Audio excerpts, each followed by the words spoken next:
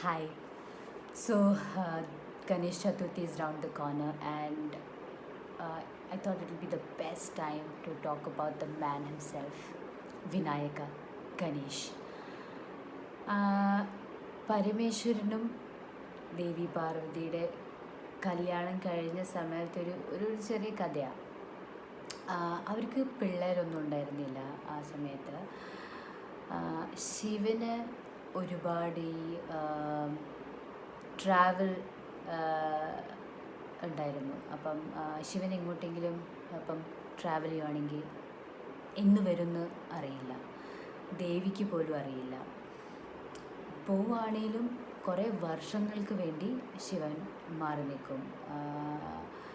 അപ്പം ഇങ്ങനൊരു കുറേ വർഷം കഴിഞ്ഞപ്പം ദേവിക്കൊരു ഭയങ്കര ഒരു ലോൺലി, ഒരു സാഡ് ഫീലിംഗ്, ഭയങ്കര ഒരു ഒറ്റപ്പെട്ട ഒരു സിറ്റുവേഷൻ. ആരുമില്ല സംസാരിക്കാൻ, കൂടെ കളിക്കാനോ ഒന്നും ആരുമില്ല. അപ്പം ഇങ്ങനെ ഇരിക്കുന്നൊരു സമയത്ത് ദേവി അവിടെ അന്നൊരു ദിവസം കുളിക്കാൻ പോയി. മാൻസരോവർ ലേക്ക് ൻ്റെ അടുത്താണ്, അതിൻ്റെ തീരത്താണ് കുളിക്കാൻ പോയത്. അപ്പം ഈ ലേക്ക് ചൈനയിലാണ് ഇപ്പം, പക്ഷെ അവിടെ കുളിക്കാൻ പോയി. ആ സമയത്തൊക്കെ ഈ ദേവി ഒക്കെ കുളിക്കുമ്പം മേത്ത് ചന്ദനവും കുങ്കുമമൊക്കെ പുരട്ടി നല്ലപോലെയാണ് കുളിക്കുന്നത്. അപ്പം അന്ന് ദേവി ചെയ്തത് ഒരു ഒരു ഒരു ഒരു പ്രത്യേക ഒരു കാര്യം ചെയ്തു. അന്ന് യൂസ് ചെയ്ത ചന്ദനവും കുങ്കുമവും വെച്ച് ദേവി ഭയങ്കര ഇങ്ങനെ ഒരു ആഗ്രഹിച്ചു, ഒരു കൊച്ച് ഉണ്ടായിരുന്നെങ്കിൽ, ഒരു മോൻ ഉണ്ടായിരുന്നെങ്കിൽ ദേവിക്കൊരു കൂട്ടായേനെ എന്ന് വിചാരിച്ച് ദേവി ഇങ്ങനെ ആലോചിച്ച് ഒരു ഒരു ഒരു സ്ട്രക്ചർ ഉണ്ടാക്കി, ഒരു കൊച്ചിനെ പോലത്തെ ഒരു ഫിഗർ ഉണ്ടാക്കി. And so her maternal instincts were so pure, and ദേവിയുടെ ആ പവർ യൂസ് ചെയ്തിട്ട് ദേവി ആ ഒരു കൊച്ചിനെ ജീവിപ്പിച്ചു. So she gave birth.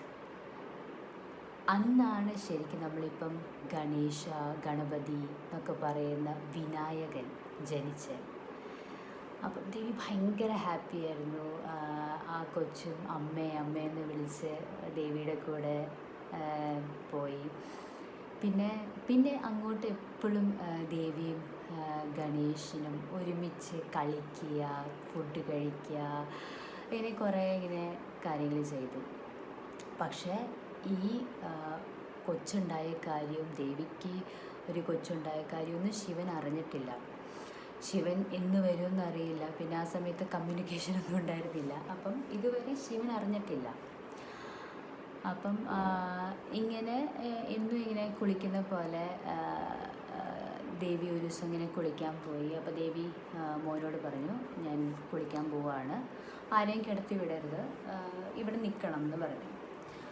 അപ്പം ഗണപതിയുടെ ഒരു പ്രത്യേകത, ഇല്ലെങ്കിൽ ആ ഒരു കൊച്ചിൻ്റെ പ്രത്യേകത എന്ന് പറഞ്ഞു കഴിഞ്ഞാൽ ഭയങ്കര ഒരു അമ്മ ഇത് പറഞ്ഞു ഞാൻ ഇതെന്തായാലും ഫോളോ ചെയ്യുന്നുള്ളൊരു ഒരു സ്വഭാവമായിരുന്നു. ഭയങ്കര ഒരു എന്താ പറയുക, സ്ട്രോങ് ഒരു ഫീലിംഗ് ആയിരുന്നു. ആൻഡ് അപ്പം അങ്ങനെ ഗണേശ് അവിടെ നിന്ന് അങ്ങോട്ടും ഇങ്ങോട്ടൊക്കെ നോക്കി ആരെങ്കിലും വരുന്നുണ്ടോ എന്നൊക്കെ നോക്കി നിൽക്കുവാണ്. അമ്മ ഉള്ളിൽ കുളിക്കാം. അപ്പം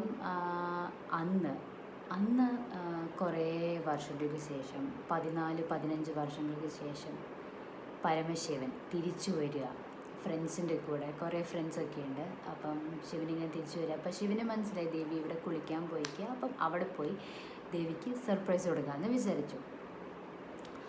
പക്ഷേ ശിവൻ അവിടെ പോകുമ്പം ഈ കുഞ്ഞ് ഗണേശൻ ശിവനോട് ചോദിക്കുക, നിങ്ങൾ ആരാ, എന്ത് വേണം എന്ന് ചോദിച്ചു.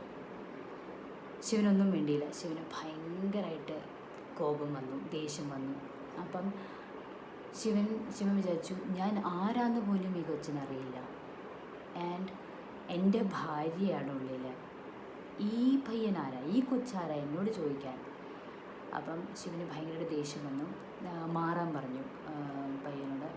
സമ്മതിച്ചില്ല. പറഞ്ഞു, എൻ്റെ അമ്മ അവിടെ കുളിക്കുകയാണ്, ഞാൻ സമ്മതിക്കില്ല. അപ്പം ശിവൻ പറഞ്ഞു, നിൻ്റെ അമ്മയോ, എൻ്റെ ഭാര്യയാണ് ഉള്ളിൽ, മാറുമെന്ന് പറഞ്ഞു. എന്നാലും മാറിയില്ല. ശിവന് ദേഷ്യം വന്നു. ശിവൻ്റെ തൃശ്ശൂലെടുത്ത് ഒന്നും ആലോചിച്ചില്ല, ആ കൊച്ചിൻ്റെ തല അങ്ങോട്ട് വെട്ടി. ഒന്നും ആലോചിച്ചില്ല, വെട്ടി. ആ തല ബോഡിയിൽ നിന്ന് സെപ്പറേറ്റായി വീണു, ബോഡി വീണു. പിന്നെ ശിവൻ ഇങ്ങനെ ഉള്ളിലേക്ക് പോവുക, ഹാപ്പി ആയിട്ട് ഇനി വൈഫിനെ കാണാം, ദേവിയെ കാണാം എന്നുള്ളൊരിതിൽ പോവുക. അപ്പോൾ ദേവിയെ കാണും, ഹാപ്പി ആവും ഭയങ്കരമായിട്ട്. അപ്പോൾ ദേവിയും ഹാപ്പി ആയി, കൊച്ചിനെ പറ്റി പറയാം, ശിവനോട് കാണിക്കാമെന്നൊക്കെ വിചാരിക്കുന്ന സമയത്താണ് ദേവി നോക്കുന്നത്, ശിവൻ്റെ തൃശ്ശൂലത്ത് ചോര ഒറ്റി വീഴുക. അപ്പം ദേവിക്കൊരു പേടി, ദേവി പെട്ടെന്ന് ഓടി പുറത്തേക്ക്. അപ്പം ദേവി കാണുന്നത് എന്താ, ദേവിയുടെ മോൻ, ദേവി ഉണ്ടാക്കിയ മോൻ, പൊന്നുമോൻ മരിച്ച് തല വെട്ടിയാണ് മരിച്ചത്. അപ്പോൾ തല മാറിക്കിടക്കുന്നു, ബോഡി മാറിക്കിടക്കുന്നു, കുറേ ചോര. ദേവിക്ക് ഒട്ടും സഹിക്കാൻ പറ്റിയില്ല. ദേവി ഭയങ്കരമായിട്ട് കരഞ്ഞു, വിഷമിച്ചു. ദേവി ശിവനോട് പറഞ്ഞു, ഇത് നമ്മുടെ മോനാണ്, ഇത് ഞാൻ ഉണ്ടാക്കിയതാണ്, ഇങ്ങനെ എനിക്ക് തിരിച്ചു വേണം, എന്ത് ചെയ്താലും നിങ്ങൾ ഇവനെ ജീവിപ്പിക്കും. അപ്പം ശിവൻ പറഞ്ഞു, ഇറ്റ്സ് ഇമ്പോസിബിൾ, ഹീസ് ഡെഡ്, ഒന്നും ചെയ്യാൻ പറ്റില്ല, തലയാണ് വെട്ടിമാറ്റിയത്, ഒന്നും ചെയ്യാൻ പറ്റില്ല. അപ്പം ദേവിക്ക് ദേഷ്യം വരുമ്പം ഒരു രൂപമുണ്ട്. അപ്പം നോർമൽ ദേവിയല്ല ദേഷ്യം വരുമ്പോൾ ഉള്ള ദേവി ഒരു ഭദ്രകാളി രൂപം എടുത്തു, വലിയൊരു ഫോമായി. എന്നിട്ട് ദേവി അവിടെ എല്ലാം ഉള്ളതൊക്കെ നശിപ്പിക്കാൻ തുടങ്ങി. ഈ ശിവൻ ഉണ്ടാക്കിയ സംഭവങ്ങളൊക്കെ, ആ സ്ഥലം ശിവൻ്റെ ആണല്ലോ, അപ്പം അവിടെയുള്ള സാധനങ്ങളൊക്കെ നശിപ്പിക്കാൻ തുടങ്ങി. അപ്പം ശിവന് മനസ്സിലായി, okay, this is serious, this needs to be fixed. അപ്പോൾ ഇങ്ങനെ ശിവനിങ്ങനെ കുറേ ആലോചിച്ചു, എന്ത് ചെയ്യാൻ പറ്റും എന്നാലോചിച്ചപ്പോഴാണ് ശിവൻ്റെ ഫ്രണ്ട്സ് ഇപ്പം ശിവൻ്റെ കൂടെ നിൽക്കുന്നുണ്ട്. അപ്പം ശിവൻ്റെ ഫ്രണ്ട്സിനെ ആ സമയത്ത് ഗണം എന്നാണ് പറയാറ്, ഗണങ്ങൾ. അപ്പം ഈ ഗണങ്ങളുടെ പ്രത്യേകത എന്ന് പറഞ്ഞു കഴിഞ്ഞാൽ അവർ ഭയങ്കര സ്മാർട്ടാണ്, ഭയങ്കര ഇൻ്റലിജൻറ്റാണ്. സോ അവർക്ക് എന്തെങ്കിലും ഒരു ഇഷ്യൂ വരുവാണെങ്കിൽ they will find a solution. അപ്പം they have a solution for everything. അതുകൊണ്ടാണ് they not humans, they are super humans. അപ്പോൾ ശിവനിങ്ങനെ ഒരു ഇഷ്യൂ ഉണ്ട്, എന്ത് ചെയ്യാൻ പറ്റും എന്നിങ്ങനെ ഒരാളുടെ ഒരു ഗണനിലെ ഒരാളോട് ഇങ്ങനെ പറഞ്ഞു. അപ്പം ഇയാൾ ഓക്കെ എന്ന് പറഞ്ഞിട്ട് അയാളുടെ തല വെട്ടി ശിവന് സമർപ്പിച്ചു. ശിവൻ ആ തലയെടുത്ത് ഈ ഗണേശ് ഇപ്പം മരിച്ചു കിടക്കുന്ന ബോഡിയായിട്ട് യോജിപ്പിച്ചു. സോ അന്നത്തെയൊക്കെ ഫസ്റ്റ് ബ്രെയിൻ ട്രാൻസ്പ്ലാന്റ് എന്നൊക്കെ പറയാം. അപ്പം ഈ ബോഡിയുടെ പ്രത്യേകത എന്ന് വെച്ചാൽ ഇപ്പം ആക്ച്വലി ബോഡി മാത്രമേ ആയിട്ടുള്ളൂ, ജീവൻ വന്നിട്ടില്ല. ഈ ഗണങ്ങളുടെ പ്രത്യേകത എന്ന് പറഞ്ഞു കഴിഞ്ഞാൽ ഇവർ സൂപ്പർ ഹ്യൂമൻസ് ആണ്, അതൊരു ഇതുണ്ട്. അതല്ലാണ്ട് അവർ ഹ്യൂമൻസ് അല്ലാത്ത കാരണം അവർക്ക് ചിലപ്പോൾ വലിയ ചെവി ഉണ്ടാവും, ചിലപ്പം വലിയ കവള്. അപ്പം അവരുടെ facial features, they have limbs, they don't have bones. So body ആണെങ്കിലും ചിലപ്പോൾ കൈയുണ്ട്, ഇല്ലില്ല, അങ്ങനത്തെ ഒരു ഇതാണ്. അപ്പം അന്ന് ഫേസ് വെച്ചപ്പോൾ ഏതൊരു part was there that did not have a bone. So അപ്പം അങ്ങനെയാണ് ഒരു ഗണപതിയുടെ ഒരു തല വന്നത്. It's not a human face. എന്നിട്ട് പക്ഷേ ഈ ബോഡിക്ക് ഒരു ജീവൻ കൊടുക്കണമെങ്കിൽ സാക്ഷാൽ ബ്രഹ്മദേവ് തന്നെ വരണം. അപ്പം ബ്രഹ്മാവ് വന്ന് കൊച്ചിനെ ജീവിപ്പിച്ചു. എന്നിട്ട് അപ്പം ദേവി ഭയങ്കര ഹാപ്പിയായിരുന്നു, കെട്ടിപ്പിടിച്ചു, കരഞ്ഞു. അപ്പം ഈ ബ്രഹ്മാവ് പറഞ്ഞു, ഈ തൊട്ട് നീയാണ് ഗണപതി, നിനക്ക് ഗണങ്ങളുടെ തലയാണ് കിട്ടിയത്, അപ്പം നീ ഗണപതിയാണ്. അപ്പം വേറൊരു കാര്യം എന്ന് പറഞ്ഞാൽ ഈ തല ഈ തല മുറിച്ച് തന്ന ആൾ ആ ഗണങ്ങളുടെ ലീഡറായിരുന്നു, ചീഫായിരുന്നു. അപ്പം അന്ന് തൊട്ട് നമ്മുടെ Ganesha became the leader of all the ഗണാസ്. അപ്പം ഗണപതി എന്നൊരു പേര് വന്നു. എന്നിട്ട് ബ്രഹ്മാവ് പറഞ്ഞ വേറൊരു കാര്യം എന്ന് പറഞ്ഞു കഴിഞ്ഞാൽ, ഇനി ആര് എന്ത് ഒരു കാര്യം ചെയ്യാൻ വിചാരിച്ചാലും ചെയ്യണേക്കാളും മുന്നേ നിന്നെ പ്രാർത്ഥിക്കും, നിന്നെ തൊഴും, എന്നാൽ മാത്രമേ അത് സഫലമാവുകയുള്ളൂ എന്ന് പറഞ്ഞു. ആ ഒരു പൊസിഷൻ അന്ന് ബ്രഹ്മാവ് കൊടുത്തു. എന്ത് പൂജയാണേലും എന്തൊരു ഫങ്ഷനാണേലും നമ്മൾ കല്യാണമാണേലും ഏറ്റവും ആദ്യം ഗണപതിക്ക് ഒരു പൂജ ചെയ്യും.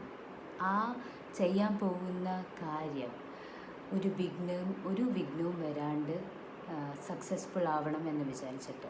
അപ്പോൾ അത്രയാണ് ഗണപതിയുടെ ഒരു പവർ.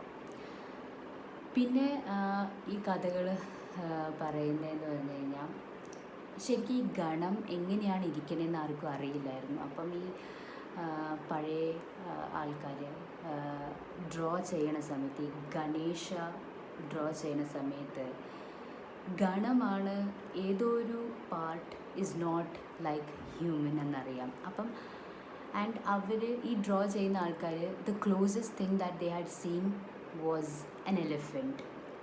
അപ്പം ആ എലിഫൻറ്റിൻ്റെ face with big ears and trunk അതായിരുന്നു അന്ന് വരച്ചത്. സോ ആ ഒരു കാരണമാണ് നമ്മൾ ഇപ്പോഴും ഗണപതി എന്ന് പറയുമ്പം ഒരു എലിഫൻറ്റ് ഹെഡഡ് ഗോഡ് എന്ന് പറയുന്നത്. പക്ഷെ ശരിക്കും ഗജപതി അല്ല, അത് ഗണപതിയാണ്. അപ്പം ഗണങ്ങളുടെ പതിയാണ്. അതുകൊണ്ടാണ് ഈ ഒരു ഗണപതി എന്നൊരു പേരും ആ ഒരു പൊസിഷനും വന്നത്. പിന്നെ ഈ ഗണേശ് ചതുർത്ഥി എന്ന് പറഞ്ഞു കഴിഞ്ഞാൽ ശരിക്കും ഈ ഒരു ദിവസമാണ് റീബർത്ത് എന്ന് പറയും. അപ്പം അതുകൊണ്ടാണ് നമ്മൾ ഇത്രയും ആഘോഷമായിട്ട് ഇത്രയും ഒരു ഫെസ്റ്റീവ് രീതിയിൽ സെലിബ്രേറ്റ് ചെയ്യുന്നത്. അമ്മയും മോനും പിന്നെയും ഒന്നാവുന്ന ഒരു സിറ്റുവേഷൻ. ഇതിൻ്റെ വേറൊരു കഥ എന്ന് പറഞ്ഞു കഴിഞ്ഞാൽ, ഒരു പ്രാവശ്യം ഇങ്ങനെ ശിവൻ ഒരു യുദ്ധത്തിന് പോവുക, കുറേ രഥങ്ങളും സേനയായിട്ട് ഇങ്ങനെ പോവുകയാണ് ഒരു ദിവസം. ശിവൻ ഭയങ്കര പവർഫുള്ളാണ്. അപ്പം അന്ന് പെട്ടെന്ന് വെതറൊക്കെ മാറി ഭയങ്കര ഇരുട്ടായി. പിന്നെ കുറേ സൈനികന്മാരിങ്ങനെ വീഴുക, ഒന്നും സംഭവിക്കുന്നില്ല, പക്ഷെ ഇങ്ങനെ വീഴുക, തളർന്ന് വീഴുക. രഥത്തിൻ്റെ ചക്രം പൊട്ടുക, ഓടുന്ന രഥത്തിൻ്റെ ചക്രം പൊട്ടുക. പിന്നെ ഇങ്ങനെ കുറേ വൺ ആഫ്റ്റർ ദി അതർ ഇങ്ങനെ ഇഷ്യൂസ് ഉണ്ടാകുമ്പോൾ ശിവൻ ഇങ്ങനെ വിചാരിക്കും, ഇത് നമ്മൾ പകുതി വഴി പോലും എത്തിയിട്ടില്ല, ഇതെന്താ സംഭവിക്കുന്നത്, എന്താണ് ഇന്ന് ഇങ്ങനെ സംഭവിക്കാൻ കാരണം എന്നിങ്ങനെ ശിവനിങ്ങനെ ആലോചിക്കും.